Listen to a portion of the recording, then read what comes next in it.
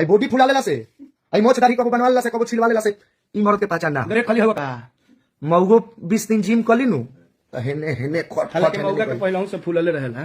साला तुमको पागल कुत्ते का गाड़ी उठा के ले जाएगा, बता रहे हैं हम। मौगा खेसरिया तोरा बहिन लगे सुता के देखना, एक के दिन में सब सही कर दी काम। मौगा बोला तरे रे, आ तू मर्दे होके का उखाड़ ले ले, बताओ ना का उखाड़ ले ले बड़ तनी बताओ। जे हमारे गाड़ी देला ओकर सम्मान ओजी होला। झाट भरा औकात ना चल तरे खेसाई लाल के बराबरी करे। आ खेसाई लाल का मौका कहत रे तो कितना बड़का मर्द बारे साला तू बताओ ना रे। हैं आ मर्द के पहचान खोजत रे, तब बहन के लगे सुता के दिखाओ खेसारी के मर्द की मौगा पता चल जाई। ये कर लो पहले। यही नहीं, अभी और सुनिए।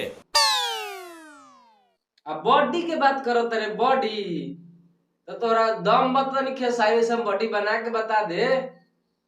आ खेसाई लाल मौगा तू मर्दे होके कौन बार उखाड़ ले बारे बताओ ना, का कर ले बारे। खेसाई लाल के पर्दर करबे बाओ का तोरा नहीं। खेसाई लाल के सामने बैठे के खेसारी लाल पर तोरा शक बा तो सुता के दिखा ले, लेकिन अंतिम में भीतर मत घुसाओ, उसको बाहर कर दो। इस प्रकार की बचकाना बातें किसी के गले नहीं उतरती, लोग मजाक उड़ा। पता चल जाए खेसाई लाल मर्द की मौगा रूम में बैठल बैठल कुछो हक देवे के बा लाई बा के, बस इतने औकात बा।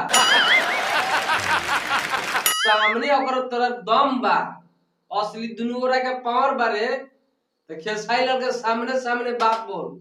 अच्छा सामने सामने जाकर फरिया ले, औकात के था चल जाए। ठीक बा ना लाइन पे तो खेसारी लाल के बराबरी मत करिए तो अपना से दम बा तो तू जिम करके तनी बॉडी बना ले खेसारी जैसन। बिल्कुल आपने मेरे दिल की बात बता दी। तो रूम में बैठ के हक देला से काम ना चली। ठीक बा, असली मर्द के पैदाशी बारे जो खेसारी लाल के सामने बोल। खेसारी लाल के एगो बेटा ना, ये दूगो औरो बेटा बा जो खेसारी लाल के बारे में इतना बड़ा बात बतावत। बॉडी फुलावला से मर्द कहा जीबा, मौगे रहब। खेसारी लाल के तू दोनों नाजायज बेटा बारे। ठीक बा, यही से खेसारी लाल के इतना भाला बुला कहत रे, मर्दानगी के बात करत रे ते एक बौजमा के देख लिए। ठीक बा, रूम में बैठ के हक देला से ना हो जाला। मर्द देखे के बा मर्द खेसारिया हक की ना तो करला तो आजमावे के पड़ी, बोला तो तोरा भेजे के पड़ी तोरा लगे।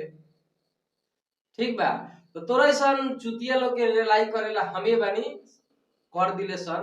असली औकात तो बा ना खेसारी लाल के मुंह पर बोल देवे के, पीछा में तो भगवानों को भी गाड़ी होकेला।